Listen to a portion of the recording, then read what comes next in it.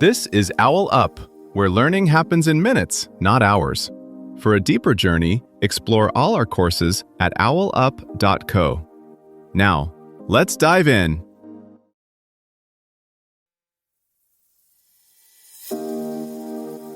Welcome back to Chapter 2 of The Myth of the Perfect System, where we're diving into how your bank account and the broader economy can make or break even the most brilliant productivity setup. Today we're exploring why that shiny new system might work great during boom times, but fall apart when money gets tight. Let's get into it. Right now, most productivity apps are built on a hidden assumption that your life, your job, and your paycheck are relatively stable.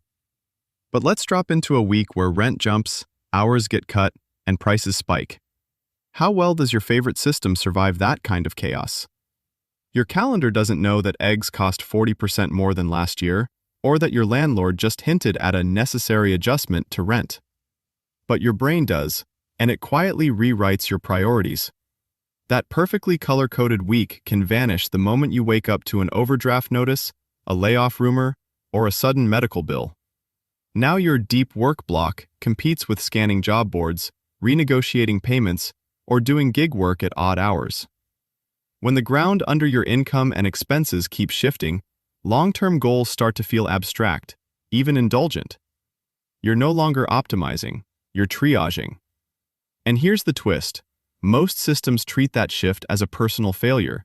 You broke the routine, instead of what it really is, an economic shock hijacking the same focus and willpower those systems depend on to function. Here's the part we rarely say out loud. Your willpower problem might actually be a macroeconomic problem wearing a self-help mask. When prices jump or layoffs loom, your brain quietly shortens its planning window. Long-term projects lose emotional gravity. Urgent survival tasks gain it. World Bank and Gallup data show stress spikes alongside unemployment, and that stress isn't abstract. It eats the same executive function you're told to spend on habits. So when a system stops working, the real question isn't, "What's wrong with me?" but "What just changed in the economy around me?"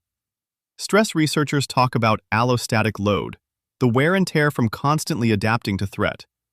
That's not just a medical curiosity, it's the invisible tax on every carefully designed workflow you try to run. Under stable conditions, your brain has surplus capacity for things like evaluating options, sequencing tasks, and sticking to abstract goals. That's what executive function is for. But when unemployment ticks up or prices jump, that same circuitry gets reassigned. It's suddenly busy scanning for risk. Will my contract renew? Can I cover next month? What happens if the car dies now? Those questions run in the background all day. They don't show up on your to-do list, but they quietly drain the fuel your system relies on. The APA money stress data and the 13-point executive function drop aren't just numbers.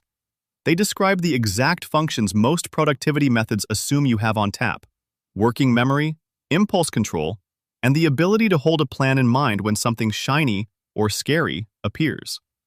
You can see this at the household level. In a boom year, someone might batch cook on Sundays, time block side project hours, and auto-save for a course 6 months out. When a recession hits that same household, evenings get repurposed into delivery shifts, kids' schedules flex to match cheaper childcare, and someday projects are rated to cover groceries.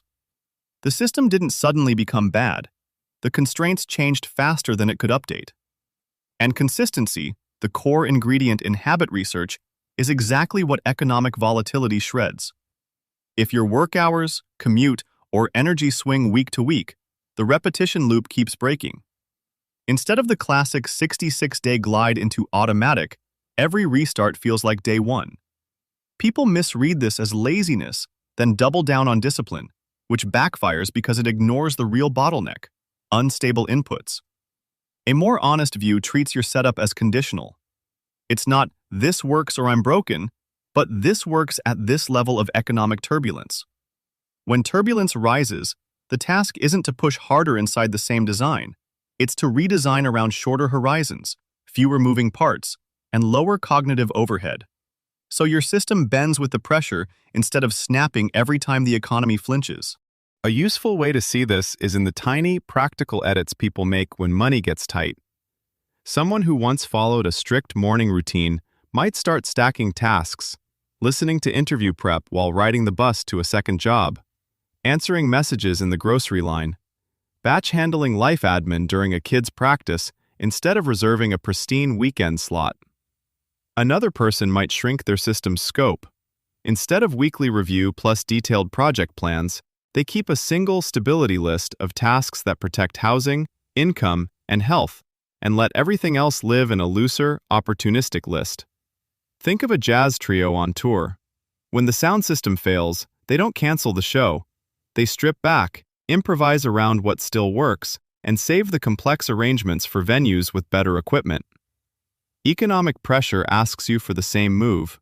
Less reliance on perfect conditions, more on modular riffs you can play even when the lights flicker. If tools keep evolving in this direction, being organized may start to look more like risk management than neat calendars. Apps quietly flag tasks sensitive to price swings, nudge you toward gigs that smooth volatility, or suggest swapping a course for a certificate with faster payback. Like a band reading the room mid-set, your system could learn to sense financial tension and automatically downshift into a lighter, crisis-ready mode instead of waiting for you to burn out. So instead of asking, "Why can't I stick to this system?" a sharper question is, what version of my system fits this volatility? That opens space for micro-commitments, 5-minute moves toward security, like tuning an instrument between songs. Over time, those tiny retunings can matter more than any single grand plan drawn in calmer weather.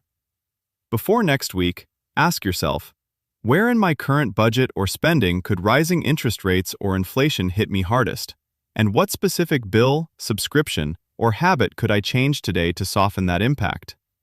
If my job or income depends on a few key industries, how exposed am I to a possible slowdown? And what concrete skills or side income option could I start exploring this week to diversify my risk? Looking at my savings and debt, how would a sudden change in the broader economy, like a recession or policy shift, affect me in the next 6 to 12 months?